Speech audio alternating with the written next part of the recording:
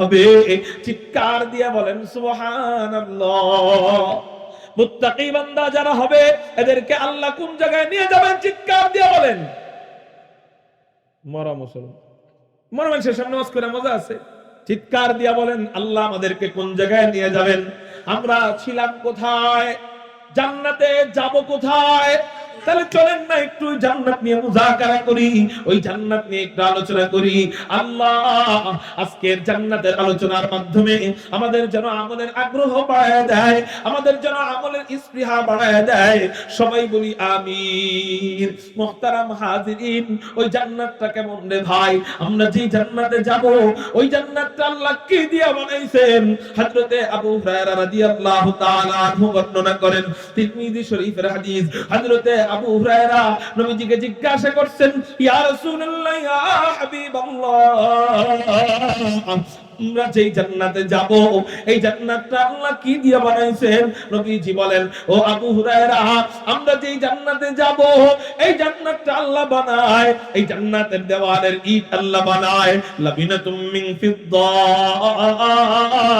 এই জান্নাতের দেওয়ালের কোন কোন ইট আল্লাহ জান্নাতি রূপা দিয়া বানায়। ওয়া লাবিনাতুম মিন দাহাব, এই জান্নাতের কোন কোন ইট আল্লাহ জান্নাতি স্বর্ণ দিয়া বানায়। কারো জবান যেন বন্ধ থাকে না, চিৎকার দিয়ে বলি না আল্লাহু আকবার। জান্নাতের কোন কোন ইট জান্নাতি রূপা দিয়া বানায়, আবার কোন কোন ইট আল্লাহ জান্নাতি স্বর্ণ দিয়ে বানায়। শুধু তাই না, শুধু তাই না, জান্নাতের ইটের মশলা আল্লাহ কি দিয়া বানায়? দুনিয়াতে ইটের মশলা বানানো হয়, সিমেন্টের বালু দেয়, এরপর সাধারণ বালু দেয়, এরপর পানি দেয়, এই তিনটা একত্রিত কইরা দুনিয়াতে ইটের মশলা বানানো হয়। কিন্তু জান্নাতে আল্লাহ আমার আপনার জন্য ইটের মশলা বানায় কি দিয়া? বলে জান্নাতি আতর, মেশকো, আম্বার দিয়া আল্লাহ পাক রব্বুল আলামিন জান্নাতের ইটের মশলা তৈরি করেন। কারো জবান যেন বন্ধ থাকে না, চিৎকার দিয়ে বলেন আল্লাহু আকবার। আলহামদুলিল্লাহ কদ্দারা খায়রান ওয়া খাবালা, الحمد لمن قدر خيرا وخبالا، والشكر لمن صور حسنا وجمالا، والشكر لمن صور حسنا وجمالا، فرد صمد عن صفة الخلق بريء. لا لا لا الله أكبر. فرد صمد عن صفة الخلق بريء، رب أزلي خلق الخلق كمالا، رب أزلي خلق الخلق كمالا، الآن كما كان ولم يلق زوالا، الآن كما كان ولم يلق زوالا، لا شبه ولا مثل ولا عم وقالا، لا شبه ولا مثل ولا عم وقالا، मैं ढूंढ रहा कहाँ है दरबार इलाही, मैं ढूंढ रहा कहाँ है दरबार इलाही, मोहब्बत में तेरा दम बदम रखना है मौला, मोहब्बत में तेरा दम बदम रखना है मौला, मोहब्बत में तेरा दम बदम रखना है मौला, तेरा नाम मजीना है तेरी नाम में मरना, हमें तू दोस्त बना ले, हमें तू मस्ती बना दे, हमें तू दोस्त बना ले, हमें तू मस्ती बना दे, हमें तू प्यार बना ले, हमें तू यार बना ले, हमें तू प्यार बना ले, हमें तू यार बना ले, तू खुदा बंद यमीनी, तू खुदा बंद शिमाली, तो खुदा बंद यमीनी, तो खुदा बंद शिमाली, तो खुदा बंद अरादी, तो खुदा बंद समावी, तो खुदा बंद अरादी, तो खुदा बंद समावी, तो खुदा मालिक फिरदौस, खुदा खालिक तू ना, খুদা মালিক ফিরদাউস খুদা খালিক তু নার তু না ফরমানু কে রহমান তু গুনাহগারু কে গফফার তু না ফরমানু কে রহমান তু গুনাহগারু কে গফফার। কারো জবান যেন বন্ধ থাকে না, চিৎকার দিয়ে বলেন আল্লাহু আকবার। আল্লাহ এবার বলেন হাত্তা ইযা জাউহা, যখন মুত্তাকি বান্দারা জান্নাতের কাছে আসবে, ওয়া ফুতিহাত আবওয়াবুহা, জান্নাতের সবগুলা দরজা খুলে দেওয়া হবে। চিৎকার দিয়ে বলেন সুবহানাল্লাহ। জান্নাতের দরজা দিয়ে যখন আমরা জান্নাতের ভিতরে ঢুকবো, জান্নাতের ভিতরে ঢোকার সময় কি হবে? আল্লাহ বলেন ওয়াকালা লাহুম খাজানাতুহা সালাম। জান্নাতের দারওয়ানরা আমাদেরকে সালাম দিবে। শুধু দারওয়ানরা সালাম দিবে না, জান্নাতের ফেরেশতারা আমাদেরকে সালাম দিবে, জান্নাতের হুরগিলমানরা আমাদেরকে সালাম দিবে। আল্লাহু আকবার। জান্নাতি বিবিরা আমাদেরকে সালাম দিবে, সালাম। জান্নাতের চাকর চাকরিনারা আমাদেরকে সালাম দিবে, জান্নাতের কিশোর কিশোরীরা আমাদেরকে সালাম দিবে। আল্লাহ বলবে আমার বান্দা বান্দি বহু ত্যাগ তিতিক্ষার পর, বহু কষ্ট মুজাহাদার পর আমার জান্নাতে এসেছে। সবাই আমার বান্দা বান্দিকে সালাম দেয়, আমি আর বাদ থাকবো কেন? আমিও আমার বান্দা বান্দিকে আজকে সালামে কওলি দিব, সালামুন কওলাম মির রাব্বির রহিম। আল্লাহ আমাদেরকে সালাম দিয়া জান্নাতের ভিতরে বরণ করবেন। এবার আমরা জান্নাতি মেহমান হয়ে ঢুকবো। জান্নাতের ভিতরে যখন ঢুকবো, দুনিয়াতে যখন মেহমান আসে, অতিথি আসে, আমরা তখন অতিথির শানে গান গাই, অতিথির শানে নাদ গাই, অতিথির শানে তারানা গাই, অতিথির শানে গজল গাই, অভ্যর্থনা গজল। আহালান আহালান সাহালান সাহালান ইশকুন ইশকুন আবাদান আবাদা। আমাদের শানেও জান্নাতে হুরেরা গান গাইতে গাইতে জান্নাতের ভিতরে নিবে। আল্লাহু আকবার বলেন। জান্নাতি হুরেরা কি গান গাইবে? তিরমিজি শরীফের মধ্যে পাওয়া যায় জান্নাতি হুরেরা গান গাইবে নাহনুল খালিদাতু ফালা নাবিজু, নাহনুল খালিদাতু ফালা নাবিজু ওয়া নাহনুন নাইমাতু ফালা নাবসু ওয়া নাহনুর রাদিয়াতু ফালা নাসখাতু তুবা লিমান কানা লানা ওয়া কুন্না লাহু, তুবা লিমান কানা লানা ওয়া কুন্না লাহু। কারো জবান যেন বন্ধ থাকে না, আকাশ পাতাল প্রকম্পিত করে চিৎকার দিয়ে বলি না আল্লাহু আকবার। এবার আল্লাহ আমাদেরকে জান্নাতের ভিতরে নিবেন, একটা আসনের মধ্যে আমাদেরকে আল্লাহ বসাবেন। ওই আসনের নাম ইন্নাল মুত্তাকিনা ফি জান্নাতি ওয়া নাহার ফি মাকআদি সিদকিন ইনদা মালিকিন মুকতাদির। আমাদেরকে আল্লাহ একটা আসনের মধ্যে বসাবেন। আসনের ডাইনে হুরেরা থাকবে, বামে হুরেরা থাকবে, পিছনে হুরেরা থাকবে, কমপক্ষে ৭২ জন বিবি থাকবে।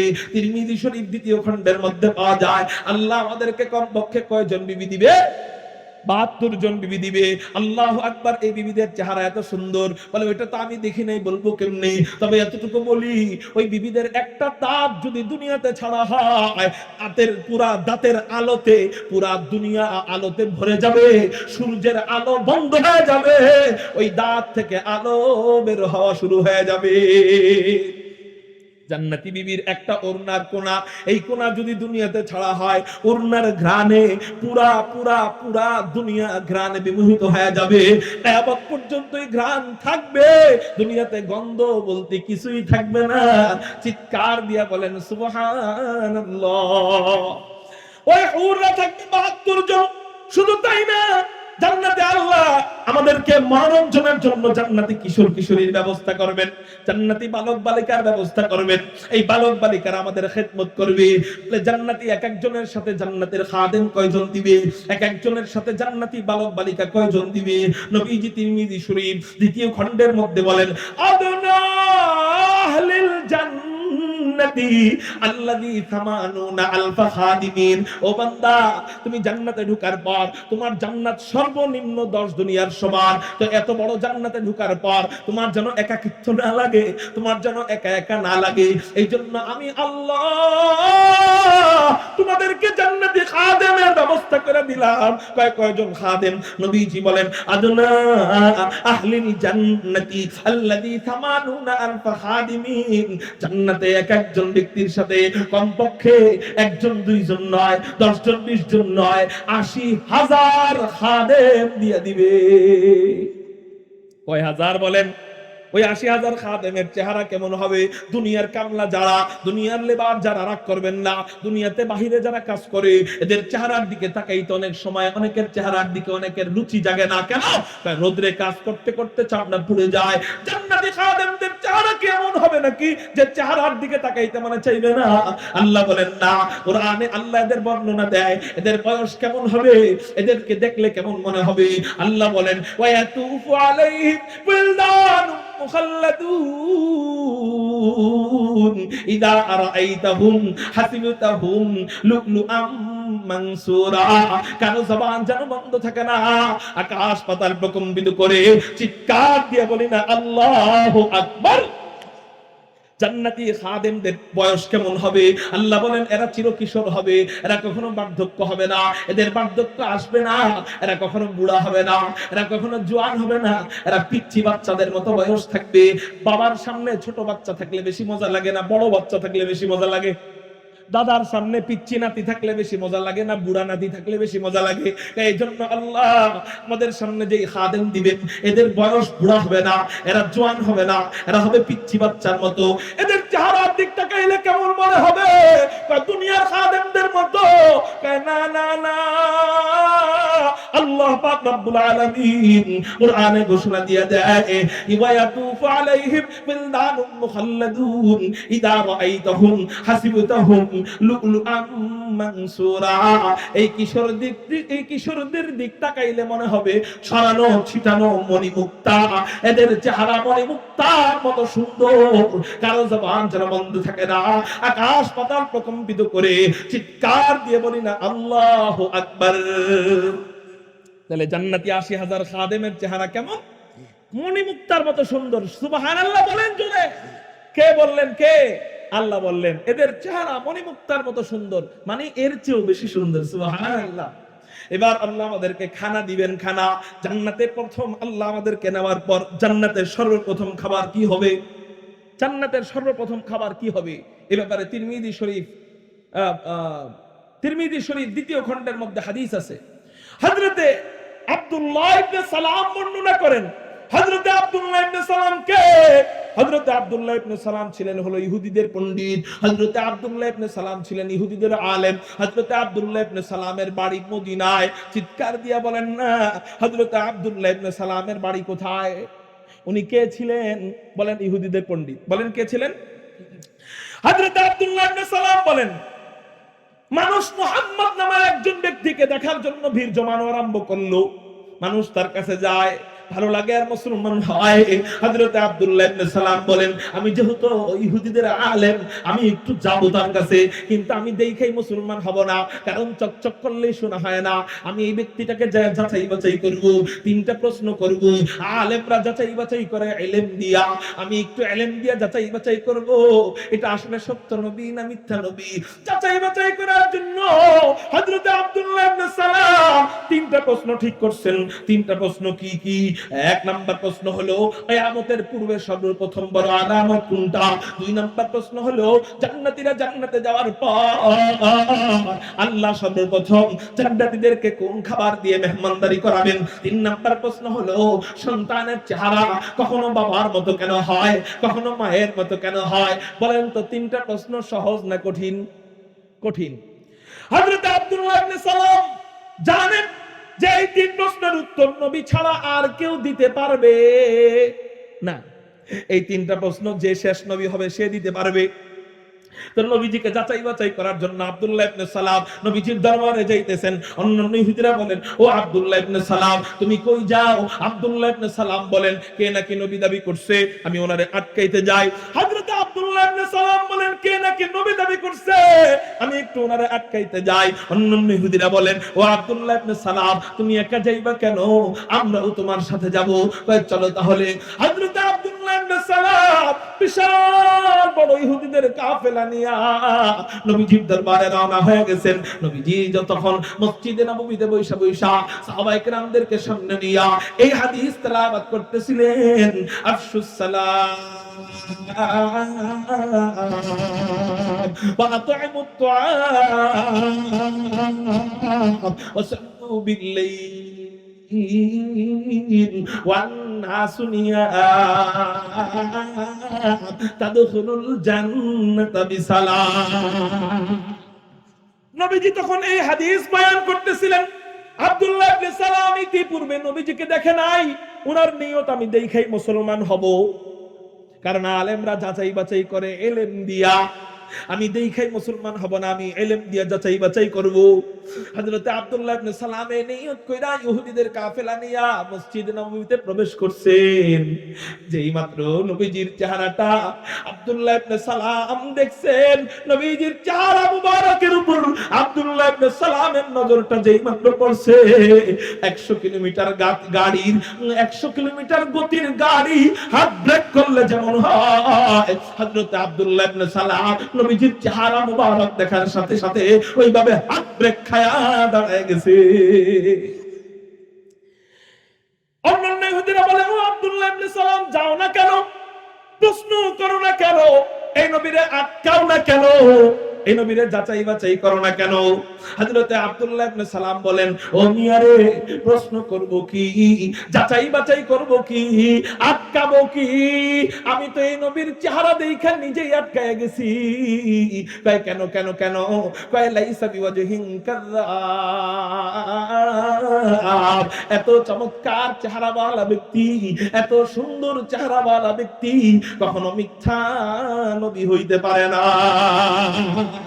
খাতমুর রাসূলুল্লাহ নাজমে সুবুল সুবহ হিদায়াত, খাতমুর রাসূলুল্লাহ নাজমে সুবুল সুবহ হিদায়াত, হাক্কাকে নযীরি তুল হক বশীরি, আয়া খাতমে রাসূল উম্মত তু খায়রে উম্মবুদ, আয়া খাতমে রাসূল উম্মত তু খায়রে উম্মবুদ, চু সমরে কে আয়াত হামদার ফসলে আখিরি, চু সমরে কে আয়াত হামদার ফসলে আখিরি।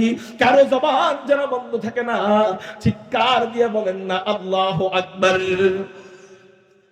হযরত আব্দুল্লাহ ইবনে সালাম বলেন, আমি এই নবীর চেহারা দেখে বুঝে গেছি এই নবী মিথ্যা নবী হইতে পারে না। নবীজির বয়ান শেষ হয়, আব্দুল্লাহ ইবনে সালাম নবীজির সামনে যায় বলেন, ইয়া রাসূলুল্লাহ, ইয়া হাবিবাল্লাহ, আমি আপনাকে 3টা প্রশ্ন করতে আসছিলাম এবং এটা প্রমাণ করতে আসছিলাম যে আপনি সত্য নবী নাকি মিথ্যা নবী। রাসূল, আমার পক্ষ থেকে আর প্রশ্ন করার দরকার নাই, আমারে তাড়াতাড়ি কালেমা পড়ায়া মুসলমান বানায়া দেন।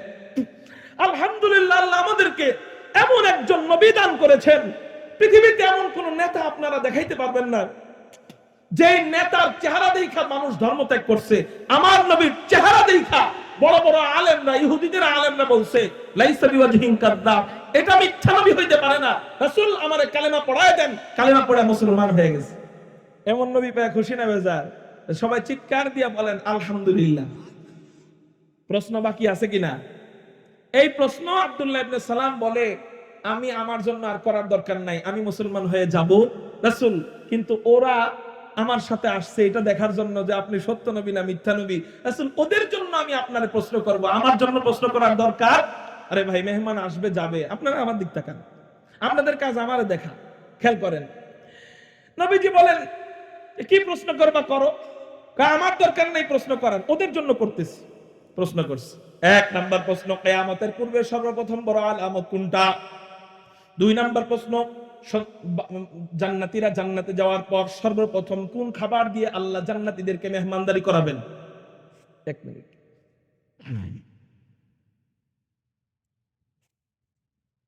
2 নাম্বার প্রশ্ন, জান্নাতীরা জান্নাতে যাওয়ার পর কোন খাবার দিয়ে মেহমানদারি করাবেন? 3 নাম্বার প্রশ্ন, সন্তানের চেহারা কখনো বাবার মতো কেন হয়, কখনো মায়ের মতো কেন হয়?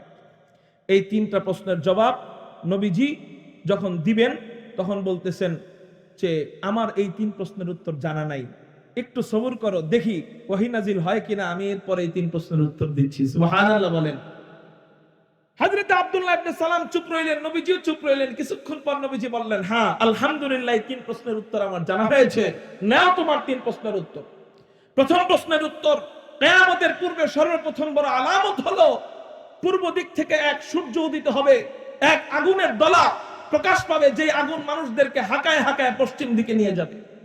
2 নাম্বার প্রশ্নের উত্তর, এই যে এটা বলার জন্য হাদিস বলছি, জান্নাতীরা জান্নাতে যাওয়ার পর সর্বপ্রথম আল্লাহ জান্নাতীদেরকে মাছের কলিজার অতিরিক্ত অংশ দিয়া জান্নাতে মেহমানদারি করাবেন। জোরে বলেন সুবহানাল্লাহ।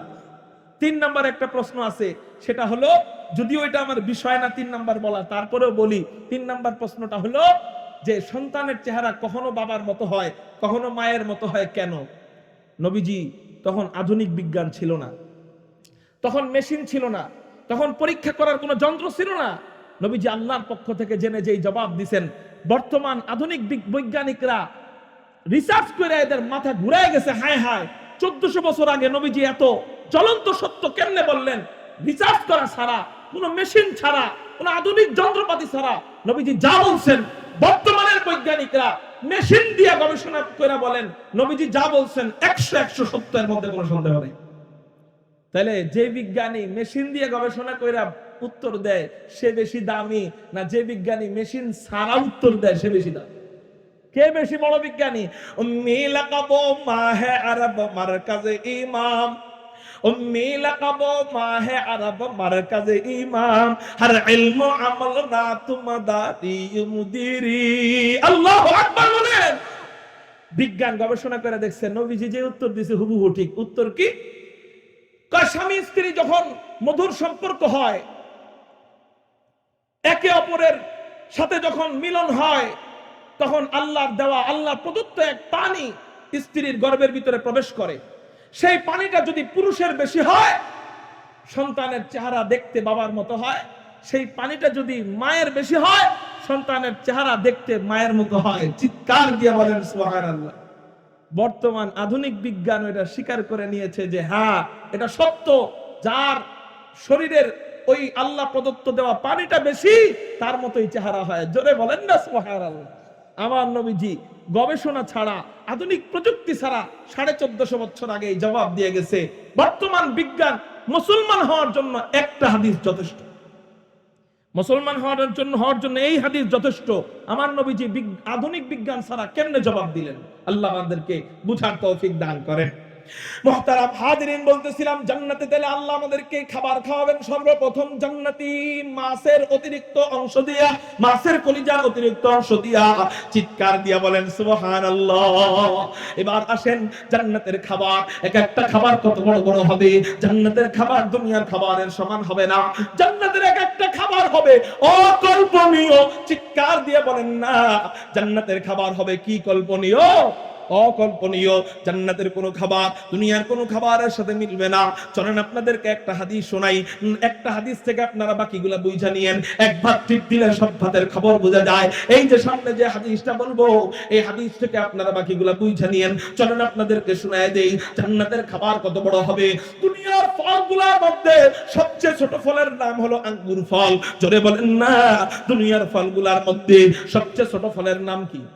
এটা গিলেও খাওয়া যায়। জান্নাতে এই আঙ্গুর ফল কত বড় হবে। তিরমিজি শরীফের হাদিসের মধ্যে নবীজি বলেন, নাসাই শরীফের 1493 নম্বর হাদিসের মধ্যে পাওয়া যায়, হযরতে আকায়ে নামদার সূর্য গ্রহণের নামাজ পড়তেছিলেন। নবীজি সূর্য গ্রহণের নামাজ পড়তেছিলেন। হঠাৎ করে সাহাবায়ে কেরাম দেখলেন নামাজের ভিতরে নবীজি হাতের বাঁধনটা ছেড়া একটু সামনে এগিয়ে গেলেন, কি যেন ধরতে গেলেন, কিন্তু ধরতে পারলেন না। আবারও পিছনে চলে আসলেন, আবারও হাত বাঁধলেন, নামাজ শেষ করলেন। সাহাবায়ে কেরাম জিজ্ঞাসা করলেন, ইয়া রাসূলুল্লাহ, ইয়া হাবিবাল্লাহ, আপনি নামাজের মধ্যে এটা কি করলেন? বলে কি করলাম? বলে নামাজের মধ্যে দেখলাম আপনি নামাজের ভিতরে হাতের বাঁধনটা ছেড়া একটু সামনে এগিয়ে গেলেন, কি যেন ধরতে গেলেন, কিন্তু ধরতে পারলেন না। আবারও পিছনে চলে আসলেন, আবারও হাত বাঁধলেন। কাহিনী তো বুঝলাম না, এমন কেন করলেন? নবীজি বলেন, ও সাহাবীরা তোমরা দেখে ফেলেছো? কয় হ্যাঁ আমরা দেখে ফেলেছি। কয় তাহলে শোনো শোনো শোনো, আজকে নামাজের ভিতরে আল্লাহ এক আশ্চর্য কাণ্ড কারবার আমার সাথে ঘটায়া দিছে। ভাই কি আশ্চর্য কাণ্ড কারবার! বলে আমি যখন নামাজ পড়াইতেছিলাম তখন আমি দেখতে পাইলাম হযরতে জিবরাইল পুরা জান্নাতটা কুলে নিয়া আমার নামাজের সামনে আইনা রাইখা দিছে। আমি নামাজে দাঁড়াইয়া দাঁড়াইয়া জান্নাতের নাজ নেয়ামতগুলা দেখতেছিলাম। হঠাৎ করে আমি দেখতে পাইলাম জান্নাতি ফলগুলো আমার সামনে আনা হয়, জান্নাতি আপেল আমার সামনে আনা হয়, জান্নাতি আনার আমার সামনে আনা হয়, জান্নাতি কমলা লেবু আমার সামনে আনা হয়। আমি নামাজের ভিতরে অনেক কষ্ট করে কন্ট্রোল করতেছিলাম নিজেকে। জান্নাতি ফল ধরতে মনে চাইতেছিল, কিন্তু ধরতে পারতেছিলাম না, ইচ্ছা করেই ধরতেছিলাম না। কেন?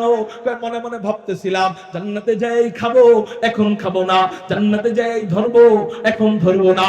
কিন্তু হঠাৎ করে আমার সামনে জান্নাতি আঙ্গুরের একটা থোড়া আনা হইল। আল্লাহু আকবার! আমার সামনে জান্নাতের একটা আঙ্গুরের থোড়া আনা হইল। আমি নামাজের ভিতরে এতক্ষণ কন্ট্রোল করতে পারতেছিলাম, কিন্তু জান্নাতের আঙ্গুরের থোড়া এটা যখন আনা হয় আমি আর সহ্য করতে পারলাম না। নামাজের ভিতরে আমার হাত অটোমেটিক জান্নাতের আঙ্গুরের থোড়া ধরার জন্য সামনে চলে গিয়েছিল। সাহাবায়ে কেরাম বললেন, ও আচ্ছা এই জন্য আপনি হাত বাড়াইছিলেন নামাজের ভিতরে? হ্যাঁ এই জন্যই হাত বাড়াইছিলাম। তাহলে হাত বাড়াইলেন জান্নাতের আঙ্গুরের থোড়া ধরার জন্য, তো ধইরা আনলেন না কেন? আনলে আমরাও তো একটু খাইতে পারতাম, আমরাও তো একটু দেখতে পারতাম। নবীজি বলেন, ও মিয়ারা তোমরা কি বলো না বলো, জান্নাতের আঙ্গুরের থোড়া এটা আনা সম্ভব আমার দ্বারা না। কেন কেন? আপনি এত পাহলোয়ান নবী, আপনার দ্বারা জান্নাতের আঙ্গুরের থোড়া আনা সম্ভব না কেন? নবীজি বলেন, ও আমার সাহাবীরা শোনো, জান্নাতের আঙ্গুরের থোড়া অনেক বড়, টানার শক্তি আমার নাই। কত বড় বলেন না?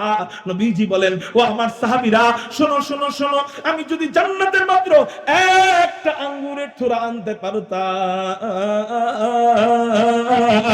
আমি থেকে নিয়ে কিয়ামত পর্যন্ত সমস্ত জাতিরা, সমস্ত গোষ্ঠীরা, সমস্ত উম্মতেরা কিয়ামত পর্যন্ত জান্নাতের মাত্র এক আঙ্গুরের থোড়া থেকে আঙ্গুর খাইতে থাকতো, কিয়ামত হয়ে যাইতো, তারপরেও জান্নাতের মাত্র একটা আঙ্গুরের থোড়াও শেষ হতো না।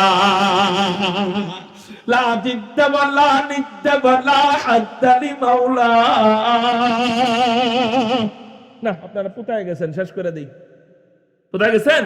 চিৎকার দিয়ে বলেন আল্লাহু আকবার। লা জিদ্দ ওয়ালা নিদ্দ ওয়ালা হাদ্দা লিমাওলা, লা কুফুয়া ওয়ালা বিলদা ওয়ালা আম্মা ওয়ালা, লা কুফুয়া ওয়ালা বিলদা ওয়ালা আম্মা ওয়ালা। কারো জবান যেন বন্ধ থাকে না। আকাশ পাতাল প্রকম্পিত করে চিৎকার দিয়ে বলেন আল্লাহু আকবার। আপনি একটু কল্পনা করেন, কল্পনা করেন এক আঙ্গুর ফল, দুনিয়াতে ছোট ফল, জান্নাতে যদি এত বড় হয়, ওই আঙ্গুর যদি এত বড় হয়, ছোট ছোট ফল জান্নাতে গেলে যদি এত বড় হয়, তাহলে মুরগির রান কত বড় হবে? আল্লাহু আকবার। মুরগির রান যদি এত বড় হয়, খাসির রান কত বড় হবে? খাসির রান যদি এত বড় হয়, গরুর রান কত বড় হবে? গরুর রান যদি এত বড় হয়, তাহলে উটের রান কত বড় হবে? হুজুর এত বড় বড় খাবার আমরা খাবো কেমনে? আমরা তো ছোট মানুষ, এত বড় খাবার খাবো কেমনে? উত্তর, আমাদের সাইজ এরকম থাকবে না, এরকম বাইকটা শেপটা ছোট এরকম না। তিরমিজি শরীফের মধ্যে নবীজি জানায় দেয়, বুখারী শরীফের মধ্যে নবীজি জানায় দেয়, আল্লাহ আমাদেরকে ওই খাবার উপযুক্ত লম্বা বানায় দিবেন। অর্থাৎ এক একজন জান্নাতীকে আল্লাহ আব্বা জান আদমের সমান 60 হাত লম্বা বানায় দিবেন। আওয়াজ মন মতো হয় নাই, চিৎকার দিয়ে বলেন সুবহানাল্লাহ। মিয়া 1 ইঞ্চি কম, এই জন্য বউ পায় না, আছে না নাই? 1 ইঞ্চি কম কাঙ্ক্ষিত নারী পায় না। ছেলের মেয়ের মা সব কিছুতে রাজি। ছেলে কি অশিক্ষিত? কয় না শিক্ষিত। দেখতে অসুন্দর? কয় না দেখতে সুন্দর। কয় তাহলে সমস্যা কি? সমস্যা হইলো ছেলে শর্ট। ছেলে কি? তো 1 ইঞ্চি কম, এই জন্য কাঙ্ক্ষিত বিবি পায় না। জান্নাতে আল্লাহ ওই খাবার, বড় বড় খাবার খাওয়ার জন্য আমাদেরকে কয় হাত লম্বা বানাইবেন? 1 হাত 2 হাত নয়, 1 ফিট 2 ফিট নয়, 1 গজ 2 গজ নয়, ডাইরেক্ট 60 হাত লম্বা বানায় দিবে। এই 60 হাত লম্বা থাকার পর আল্লাহ আমাদের সামনে খাবার আনবেন। খাবার কেমনে আনবেন? আল্লাহ কোরআনের এক আয়াতে বলেন, ওয়ালাহমি তাইরিম মিম্মা ইয়াশতাহুন। মনে মনে বলবে, ইসরে ওই যে পাখি উড়ে যায়, যদি খাইতে পারতাম। সাথে সাথে ভুনা হয়া, সাথে সাথে পাখির গোশত ভুনা হয়া আপনার মুখের সামনে এসে যাবে। চিৎকার দিয়া বলেন সুবহানাল্লাহ। হাদিসের মধ্যে আসছে, ওই পাখির হাড্ডি নিচে রাখার পর হাড় গুলা আবার পাখি হয়ে উড়াল দিবে। থাকবে প্লেট আর দস্তরখান, থাকবে প্লেট আর কি দস্তরখান। এবার আপনি চিন্তা করবেন, প্লেট দিয়ে আর কি করবো? প্লেটটা ফালায় দিই, বর্তনটা ফালায় দিই। প্লেটটা ধইরা ফালাইতে নেবেন, দেখবেন আপনি চিন্তা করবেন, আরে এটা তো খুব সুন্দর সুস্বাদু ঘ্রাণ আসতেছে, একটু মুখে নিয়ে দেখি তো। মুখে নিয়ে কামড় দিয়ে দেখবেন পাখির গোশতের চেয়ে প্লেটের মজা আরো বেশি। আস্তে সুবহানাল্লাহ কোন। যদি আবার কবুল হয়ে যায়, ওই প্লেটের মজা পাখির গোশতের চেয়ে আরো বেশি। কোন আইসক্রিম খাইছেন নি আপনারা? দেখছেন নি কোন আইসক্রিম? ভিতরের চেয়ে বাইরের কাপ মজা বেশি, ঠিক না বে ঠিক? তো ভিতরের গোশতের চেয়ে বাহিরের প্লেটের মজা আরো বেশি মজা। খাওয়ার পর এবার দস্তরখান, হাদিসে আসছে, দস্তরখানটা যখন ধইরা সরাইতে নিবে, দেখবে দস্তরখান ধরার সাথে সাথে রুটিতে পরিণত হয়েছে। এত মজাদার রুটি, মুখে দিয়া দেখবে হায় হায়, পৃথিবীতে যত স্বাদ আছে সব স্বাদের চেয়ে দুনিয়ার সব স্বাদ এক পাল্লায়, ওই রুটির স্বাদ আর এক পাল্লায়। দুনিয়ার সব স্বাদের চেয়ে রুটির স্বাদ তার চেয়ে বেশি। আল্লাহকে জিজ্ঞাসা করবে, আল্লাহ এত মজাদার রুটি আপনি কি দিয়ে বানাইলেন? আল্লাহ বলবে, বান্দা, যেই জমিনে বৈশা বৈশা আমার বয়ান শুনছিলি, যেই জমিনে বৈশা বৈশা আমি আল্লাহর জিকির করছিলি, যেই জমিনে বৈশা বৈশা কুরআন তেলাওয়াত করছিলি, যেই জমিনে বৈশা বৈশা আমি আল্লাহর কাছে রোনাজারি করছিলি, যেই জমিনে বৈশা বৈশা আমার কুরআন তেলাওয়াত করছিলি, সেই জমিনটা দামি হয়ে গেছে তোদের কারণে। ওই জমিনটা আমি আল্লাহ ফালাই নাই। তোরা যখন জান্নাতের ভিতরে গেছো, ওই জমিনটারে আমি আল্লাহ রুটি বানাইছি। জমিনটারে রুটি বানাইয়া আল্লাহ জান্নাতীদেরকে খাওয়াবেন। কয় হুজুর, জমিনে রুটি বানাইলে তো বালু কিসকিস করবে। হুজুর, ওখানে কি বালু কিসকিস করবে না? উত্তর হলো, ভাত আসে কোথার থেকে, আম আসে কোথার থেকে, কাঁঠাল আসে কোথার থেকে, ফল ফুল আসে কোথার থেকে। তাহলে এক আম যদি এত মজা হয়, এক কাঁঠাল যদি এত মজা হয়, এক ফল যদি এত মজা হয়, আল্লাহ জান্নাতে সব খাবার একত্রিত কইরা ওটা নির্যাস বের করে সব মজার রস দিয়া আল্লাহ জান্নাতি রুটি বানাবে। এবার আল্লাহ আমাদেরকে ওই রুটি খাওয়াবে। এবার ওটা খাবো।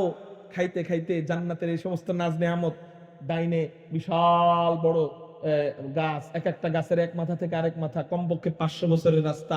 বামে বিশাল বড় বাড়ি, পিছনে 72 জন হুর, সামনে 80,000 খাদেম। এগুলা দেখা হঠাৎ করে জান্নাতীরা একটু টেনশনে পড়ে যাবে। কিসে পড়ে যাবে? কারণ ফকির আপনার কাছে যদি চায় 5 টাকা, কয় টাকা? আপনি যদি তারে 1 লাখ টাকার একটা বান্ডিল দেন, হ্যাঁ মনে করবো কি, মনে হয় আপনি তার লগে মজা করতেছেন, ঠিক না? ঠিক। তা আমরা তো জান্নাতের তুলনায় ফকিন্নির ঘরের ফকিন্নি, ঠিক না? ঠিক। তো জান্নাতে যাওয়ার পর এত এত নাজ নেয়ামত দেখা আমরা 4টা জিনিস নিয়ে টেনশন করব। কয়টা জিনিস? আমার সাথে বলেন। 1 নাম্বার চিরজীবন, বলেন। 2 নাম্বার চির যৌবন, 3 নাম্বার চির শান্তি, 4 নাম্বার চির সুস্থতা। এই 4টা নিয়ে আমরা জান্নাতে একটু আনইজি ফিল করব, একটু টেনশনে পড়ে যাব। আল্লাহ এই 4টা টেনশন দূর করার জন্য ঘোষকের মাধ্যমে ঘোষণা দেওয়াবেন। মুসলিম শরীফের হাদিস, ইউনাদিল মুনাদি ইন্না লাকুম আন তাসিহু ফালা তাসকামু আবাদা ওয়া ইন্না লাকুম আন তাহইয়াউ ফালা তামুতু আবাদা ওয়া ইন্না লাকুম আন তাশিব্বু ফালা তাহরামু আবাদা ওয়া ইন্না লাকুম আন তানামু ফালা তাবাসু আবাদা। কারো জবান যেন বন্ধ থাকে না, চিৎকার দিয়া বলি না আল্লাহু আকবার।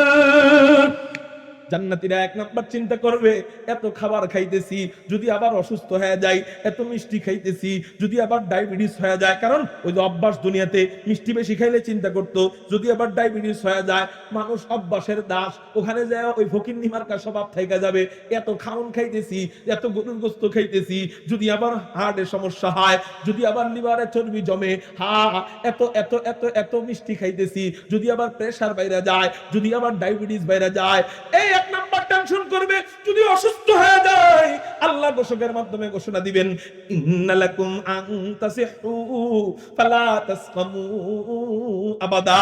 ও জান্নাতীরা শুইনা নাও, জান্নাতে আদি অনন্তকাল তোমরা অসুস্থ থাকবা, আর জীবনে কখনো অসুস্থ হইবা না।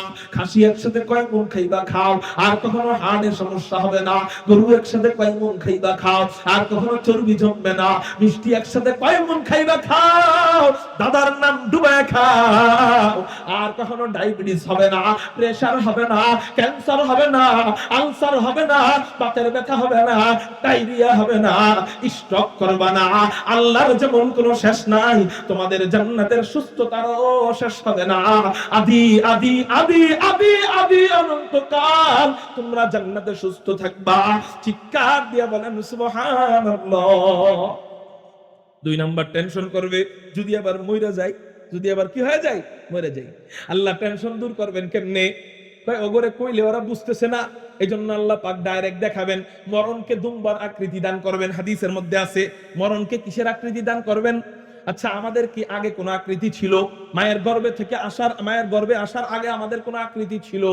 তা আকৃতি ছিল না, সেই আকৃতি দিবেন কে? আল্লাহ। আমাদের আকৃতি ছিল না, আকৃতি দিবেন আল্লাহ। মরণের এখন কোন আকৃতি আসেনি? মরণের আকৃতি আছে? মরণ দেখতে ভূতের মতো, জিনের মতো, পরীর মতো, ছাগলের মতো, এমন কোন আকৃতি আছে? নাই। কিন্তু মরণকে আল্লাহ ওই দিন জান্নাতে আকৃতি দান করবেন। সুবহানাল্লাহ বলেন। দুম্বার আকৃতি। কিসের আকৃতি?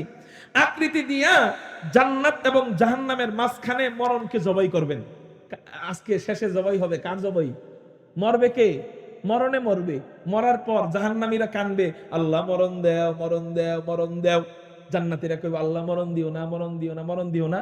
এই দুজনের মাঝখানে, দুনো গ্রুপের মাঝখানে মরণকে যখন জবাই করবে, তখন দুনো গ্রুপ এটার ব্যাপারে ইমোশন হয়ে যাবে। অর্থাৎ জাহান্নামীরা কান্না আরো বাড়ায় দিবে, আর জান্নাতীদের টেনশন বন্ধ হয়ে যাবে। সুবহানাল্লাহ বলেন। একই জিনিস দেখে একজনের কান্না বাড়াবে, আরেকজনের টেনশন বন্ধ হয়ে যাবে। ইন্নালাকুম আন তাসিহু ফালা তাসকামু আবাদা।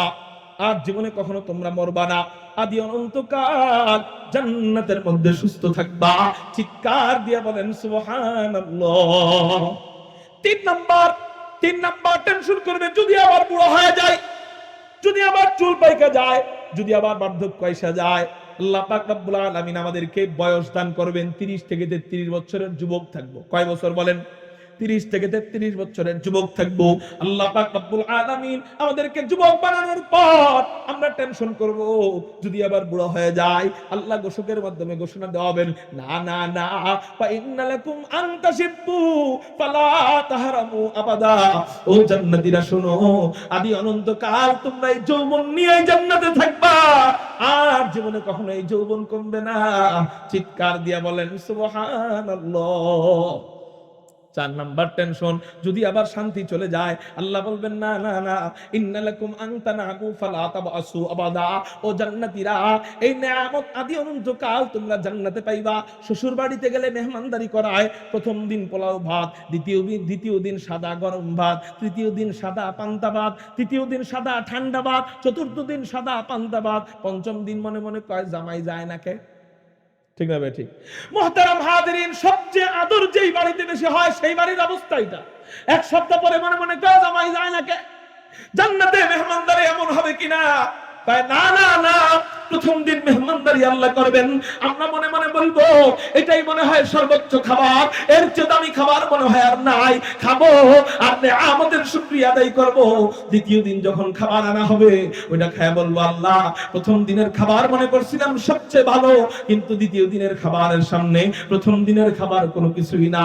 ওইটা খায় মনে করবে এটাই সর্বোচ্চ মজাদার খাবার। আবার পরের দিন খাবার আনার পরে দেখা যাবে ও মনে মনে বলবে, আল্লাহ প্রথম প্রথম 2 দিনের খাবার এই তৃতীয় দিনের খাবারের সামনে কিছুই না। চিৎকার দিয়ে বলেন সুবহানাল্লাহ। এরকম জান্নাতে যে ঢুকবে, দুনিয়ার কয়েকদিন একটু কষ্ট করবে, একটু কয়েকদিন কষ্ট করে নামাজটা পড়বে, কয়েকদিন কষ্ট করে গীবতটা বন্ধ রাখবে, কয়েকদিন কষ্ট করে হিংসাটা বন্ধ রাখবে, কয়েকদিন কষ্ট করে অহংকারটা বন্ধ রাখবে, কয়েকটা দিন একটু কষ্ট করে হুঁশটা বন্ধ রাখবে, কয়েকদিন একটু কষ্ট করে সুদটা বন্ধ রাখবে, কয়েকদিন একটু কষ্ট করে পর্দার পরিবেশে চলবে। এই তো কয় বছর আমার দাদা ছিল এখন দাদা নাই, বাবা ছিল এখন বাবা নাই, আজকে আমি আছি কালকে থাকবো না।